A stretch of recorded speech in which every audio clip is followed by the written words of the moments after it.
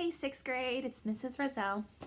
I'm going to be talking about your historical fiction writing piece. Now, I'm going to go through each step of the writing process in this video. What I want you to do each day, you're going to figure out which part, and I'll put the times, which part of the video talks about what specific part of the writing process, and go back to it every day. You can watch the video over and over again every day, but we're going to be talking about our historical fiction writing piece, which is your next writing assignment, and it will be due the Wednesday before spring break, and that date, I believe, is April 8th, okay? So if you see me looking down, it's because I have my book right down here.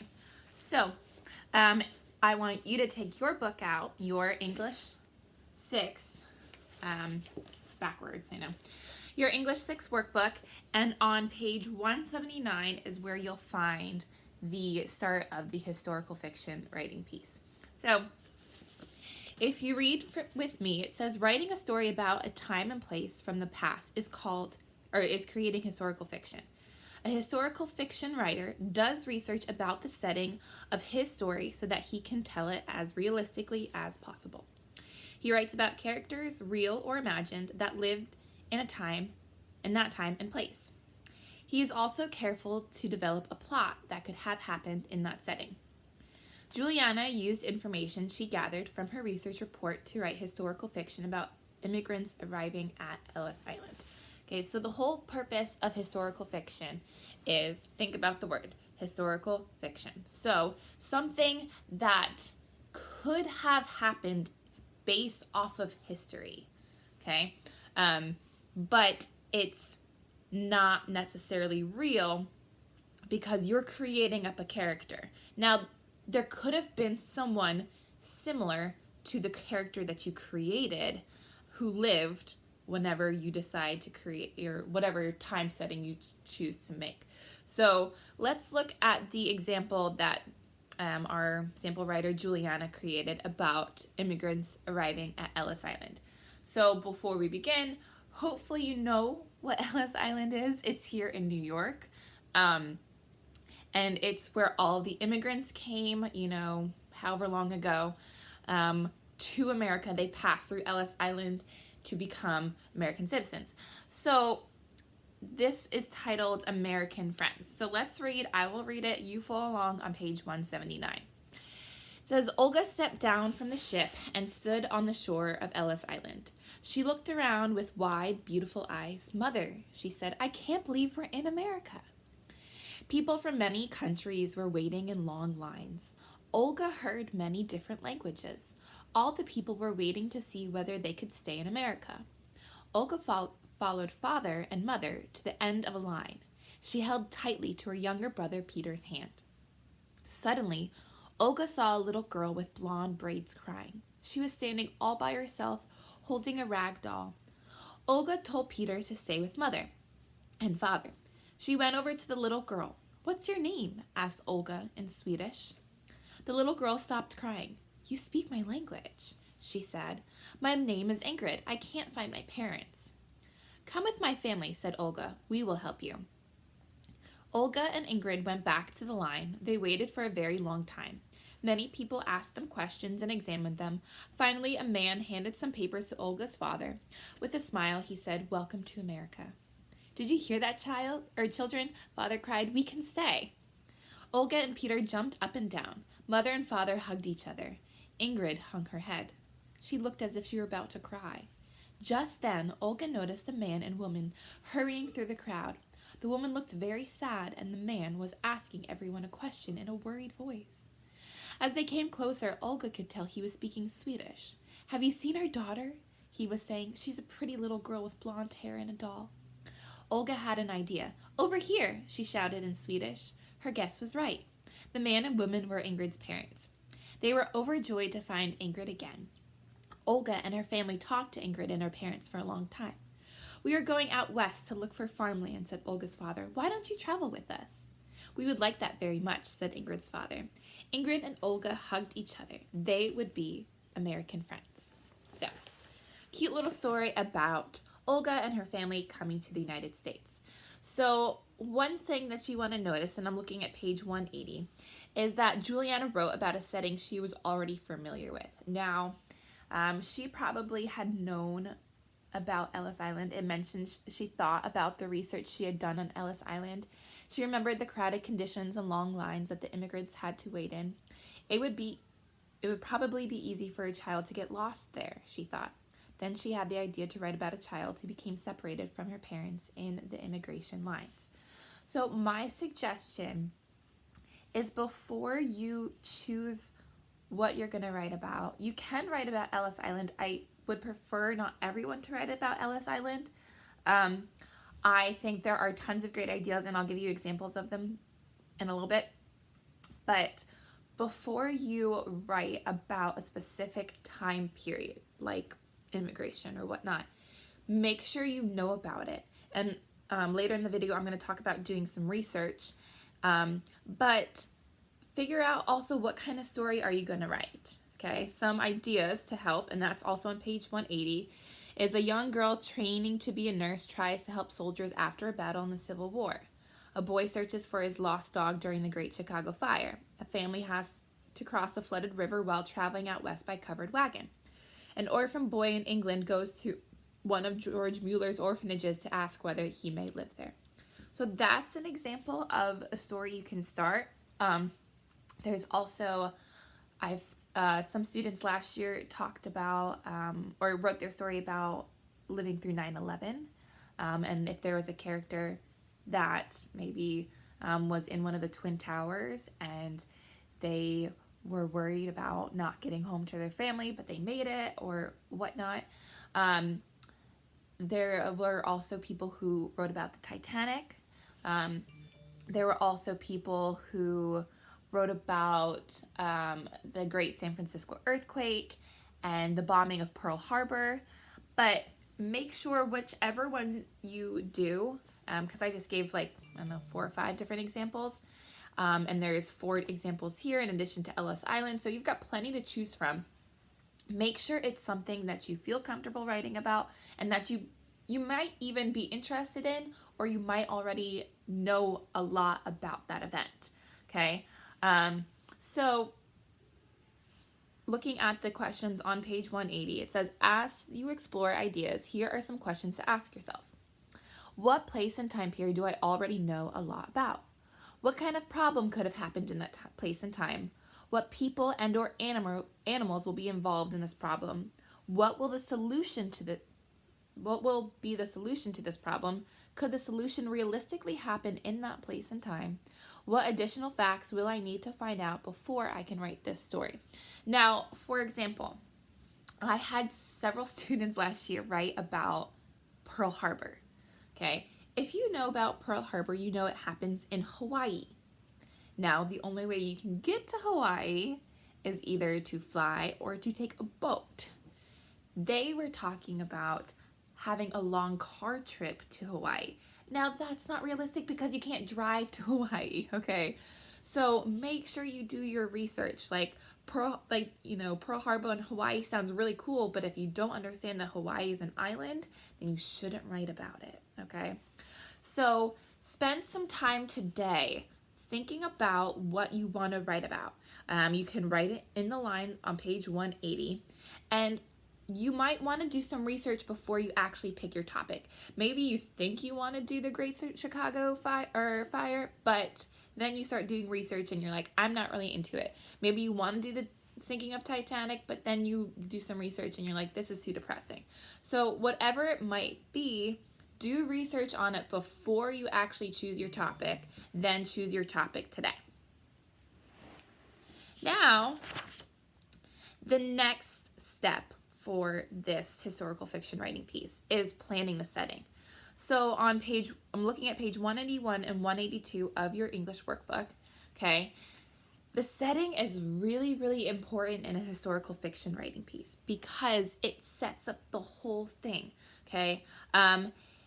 It's important because it happened in the past. It's historical fiction, so it's not something that's happening right now. You can't write about the coronavirus and what you're doing, okay? That's not history, that's current. So you gotta have to look at the setting of the past. So when you chose your topic, whatever it might have been, you need to do some additional research, not just about the topic, like what kind of clothes did they maybe wear? Or if you talk about a car on the Titanic, you're going to have a problem because the Titanic's a boat and you can't drive a car on a boat. You need to do your research. If you're talking about during 9/11, taking out your iPhone and calling your parents or FaceTime your parents, you have to remember in 2001, there were no iPhones, there was no FaceTime. Some people might have had cell phones, but honestly, most people didn't.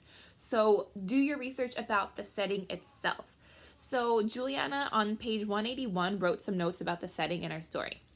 It says, immigrants came on boats, long lines of immigrants waiting to take examinations, people from all different countries, Germany, Sweden, Italy, France, Ireland, Spain, Norway. Most who came before 1870 went out west. Okay, so if you see also on that page, it says write details from your research that will be helpful to know when you write your story. So gather that information. If you don't know it, you're home. Like ask your parents, ask your grandparents, ask whoever's home with you. Maybe they have a lot of information on that time period, or if it's like Ellis Island and maybe one of your family members went through Ellis Island, that would be a great thing to write about. Also, on page 182, we're going to talk about planning the main character. That's really important because if you noticed, the writer of our sample piece, Juliana, did a lot of research when it came to even the characters and their names. Like she wasn't going to put like some sort of popular name today as one of the names for her Swedish girl because she chose a Swedish name. That aligns more with the story. And for the character of Ingrid, she chose the name Ingrid because that's more of a realistic Swedish name. Okay? You need to have one main character of your story. That's really important. Juliana, our sample writer, she chose Olga. She made Olga 11 years old. She likes adventure. She's helpful. She's outgoing. She loves kids, and she's Swedish. Okay, so take time today not only to plan your setting and find information about the setting itself, but also figure out what you want to do for your main character. Write your main character's name and then write characteristics in those circles, in those purple circles on page 182 about your main character. Okay, the next part of this writing assignment is planning the conflict and resolution. Okay, with the historical fiction writing piece, we're basically putting it around some sort of historical event, some sort of possible tragedy. Okay, so you have Titanic, you can have the Civil War, you can have the Great Chicago Fire. That is a conflict, okay, but it's not the conflict of your character. There's two different things. So say you're writing about someone who is aboard the Titanic, all right? Now, if you know about the Titanic, obviously the Titanic sunk and it was very tragic. That is a tragedy, okay? But that's not the conflict of the story. If I have a character named Sarah that I write about and she is a passenger on the Titanic, okay? When the Titanic starts sinking, maybe she loses her parents. That's the conflict, okay? Not the Titanic sinking. The conflict is her losing her parents because she's trying to get to safety and she doesn't want to drown, so she wants to find her parents and get on a lifeboat. Or maybe the conflict is there's no more lifeboats and they need to find a lifeboat in a different part of a boat and it's super crowded. Whatever it might be, the sinking of the Titanic is not the conflict in this story. There has to be a separate conflict based off of the character. So in our sample story, right, the conflict was that Ingrid found this little girl who was separated from her parents and she was really upset. Okay, The resolution was that she noticed that there was people looking for their daughter and they were speaking Swedish, and she knew that Ingrid was Swedish, and so she put 2 and 2 together, and those parents were Ingrid's parents. So that was the resolution. So think about your conflict and your resolution. Your conflict isn't the Titanic sinking or whatever your historical fiction writing piece is about. If it's about Pearl Harbor or the Civil War, your conflict is not the Civil War. There's got to be something else that's going on in your main character's life that's the conflict. On page 184, you're going to be planning your other characters. Now, there's boxes for 4 other characters. You can add more boxes, on a separate sheet of paper. Or if you don't have 4, that's okay, but I would like you to at least have 2 more characters in addition to your main character. So you have your main character and then 2 other characters in addition, at least. I would like you to have 4, but you don't have to, all right? You can have more than 4, but not too many, because we don't want to have all these different, plot lines going on. I would say most amount of extra characters you can have is 5.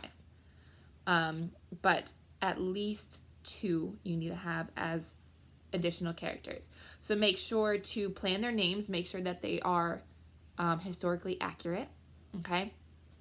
Make sure to plan maybe their appearance, what they look like, if they are tall and have brown hair, or if they're short and have blonde hair, okay? We knew what, in the example story, we knew what Ingrid looked like. She was a little girl with blonde braids. It says that in the story.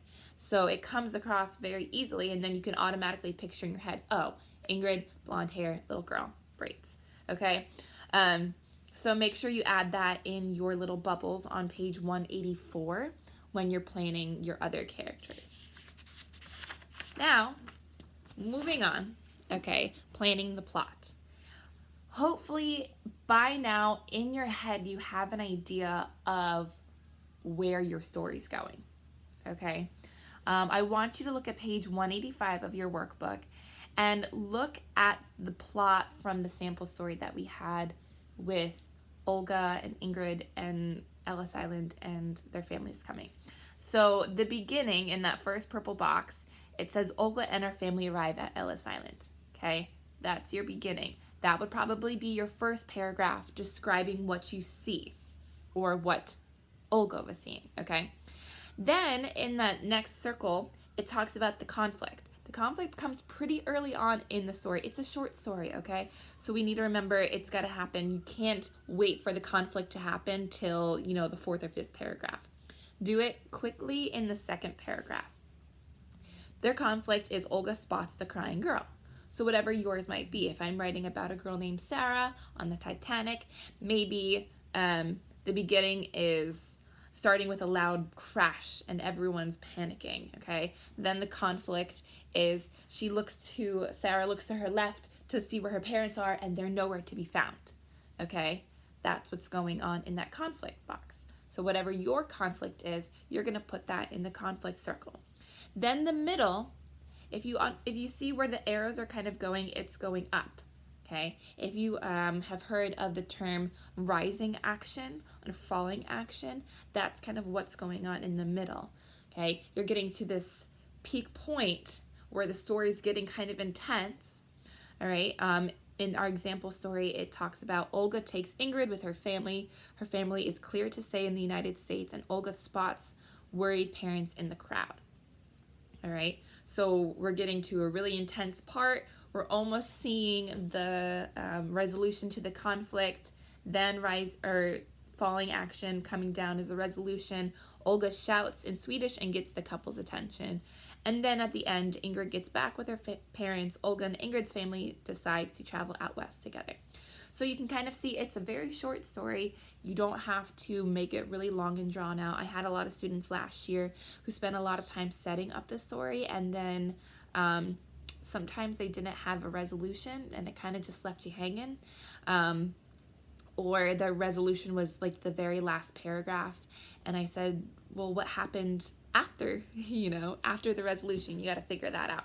So there has to be more to it. So after the resolution, you still have to have a closing, kind of like a happily ever after sort of thing.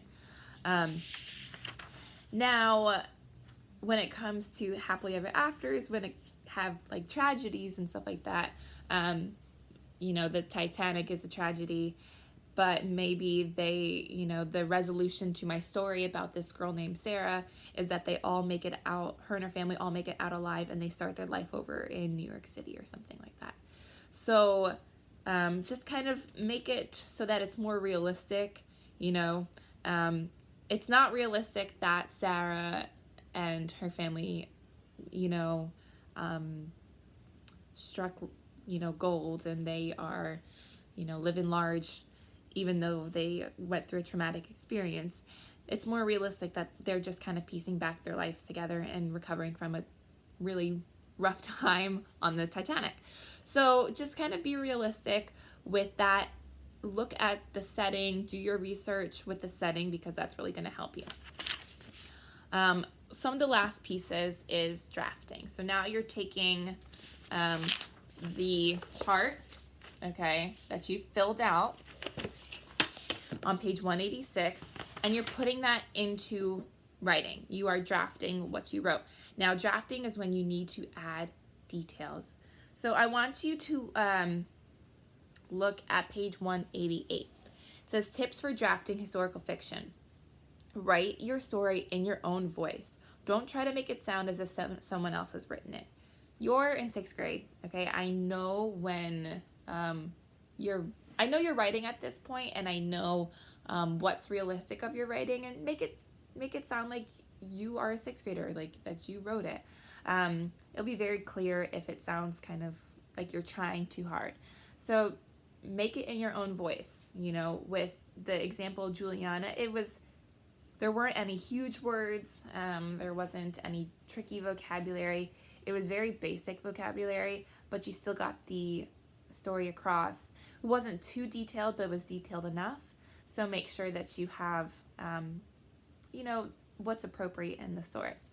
The second part is introduce the main character and give details about the setting as early as possible in the story. In historical fiction, it's especially important to let the reader know right away that he is reading about a different time period. If I read your story and then I don't realize until like the 3rd or 4th paragraph that you're writing about a different time period, it's not going to go well with the historical fiction aspect of it, okay? You need to let me know right away that it's a different time period. But don't just come out and say, one time in 1803, there was this happened, okay? You can go through it a little bit easier, and I'll talk about that when we get through the writing process, okay? It says use dialogue among the characters to make their personalities come alive. Remember not to use words and expressions that sound too modern for the time period you are writing about, okay? You're not going to have your character say, yo, over here. No, that's way too modern for any historical fiction writing piece at this point. 4 says use colorful words as you tell about people and events in your story. Try to use words that will make your reader see pictures in his mind. Okay, details, details, details. Use vivid details. It says 5, don't worry about spelling, grammar, and punctuation mistakes as you write your first draft. You will fix those mistakes later. Use your plot diagram to help you remember the order of events in your story. So all of those are really great things. Now, what I want to talk about when it comes to revising and editing. When it comes to starting off your paragraphs, you should not start anything where it says, a long time ago there was a little girl. No. Start it off setting up the setting. If I were writing a story about, again, I'm going to use the same example of a girl named Sarah and the Titanic, I would probably start it off saying, crash, boom, the floors began to rumble and people were panicking everywhere. That's when Sarah realized that the ship was sinking. Okay? Something like that, setting it up. Okay, obviously now I know, I'm talking about a girl named Sarah, we're on a ship. So then you go further. Maybe even say, Sarah thought this was going to be a lovely ride from London, or I think they sailed out of England. See, that's what I'd have to do research on. Figure out where you're sailing from and where you're sailing to. They sailed out of London or wherever it was to New York, and they thought it was going to be a nice trip, but it turned out to be a nightmare. The SS Titanic was a beautiful ship, but it had a tragic downfall. So go off of what you know, but I don't want you to write, once upon a time. No, first of all, that's fantasy, so we wouldn't want to do once upon a time. Second of all, you wouldn't say a long time ago, because that's not sixth grade writing at this point. You can be a lot more creative. Set up your setting in that first introduction paragraph, because that's going to get your reader interested. When it comes to revising and editing, I know you're going to be doing most of your writing on your device or whatever you're using, your Google Classroom and computer, tablet, whatever it might be. You're going to be probably typing on that. Unless you're old school and like to write it out. I totally like to write it out, and I would totally suggest to write it out on a piece of paper first. But I know the reality of it is you're probably writing on a computer. The thing is about computers, a lot of times they won't pick up on your mistakes. You can't always rely on spell check for that. So you need to go through, you need to make sure that all of your I's, all of your I's are capital, all of your proper nouns are capitalized as well. The names of people should be capitalized. If you're talking about the Titanic, the name Titanic, the T in Titanic should be capitalized. If you're talking about cities or people in history, if you're going to write about the Civil War and you're going to talk about General Ulysses S. Grant, you're going to want that name capitalized because that's a proper noun. So you have to be really smart with how you're editing it, because I won't be able to conference with you. What I would definitely suggest is looking at the revising checklist on page 190. That's really going to help you. It says for number 1, it says a story's beginning gets attention and establishes the setting. If you read your story and you know it doesn't, then you need to go back and fix it. 2, the story has a clear conflict and believable resolution. Again, that's going to come very early on in your story, and you got to make sure that the resolution makes sense. 3, the story contains accurate historical details. If you put something in there that I know did not happen during that time period, you're going to get points off. 4, the story reveals details about the characters and setting through dialogue and action. It's very important, you have to have dialogue. And 5, the story's action builds to its highest point of tension or climax. And then 6, the ending of the story is satisfying and gives a sense of completion. So, I would encourage you to look at the example that was given on page 189 and 190 of Juliana's example writing about Ellis Island and Olga and her family. Then going back to proofreading and editing, I would look at the proofreading checklist on page 192. It says 1, I used complete sentences. 2, I looked for mistakes in grammar. 3, I put each speaker's words in a new paragraph. 4, I put a capital letter at the beginning of each sentence. 5, I put a punctuation mark at the end of each sentence. 6, I used capital letters and punctuation correctly within sentences. And 7, I looked for misspelled words.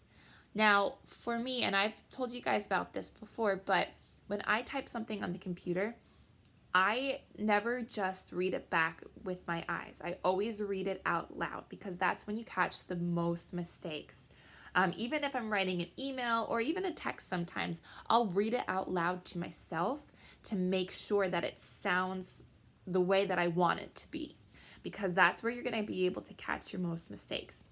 Now, make sure you spend some time, have someone else read it over. You're at home now, so have your parent, grandparent, aunt, uncle, whoever you're living with, read your writing over, because now you have a second set of eyes, not just me, but second set of eyes to look at your paper. Typically in class, I would have someone else read it, or you would exchange papers and you would have a buddy check over your work, but you can't really do that right now. So we can work with what we have and work with the people around you. So I would really encourage you to share your writing with whoever is at home and get their feedback. Does it sound realistic? Is this conflict kind of silly? Does this name sound like it's appropriate for the time period?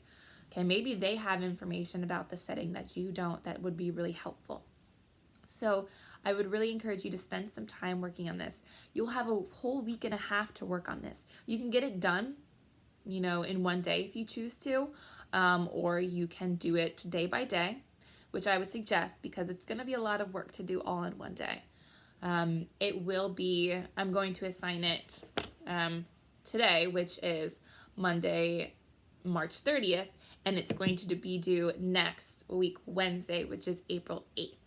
So make sure, I really want to see some awesome historical fiction pieces. It'd be really great to see what you write and how creative you are, and I'm really looking forward to grading them. I will be uploading a example or a rubric onto Google Classroom for you to look at to make sure that you're meeting all the expectations for this paper. So happy writing!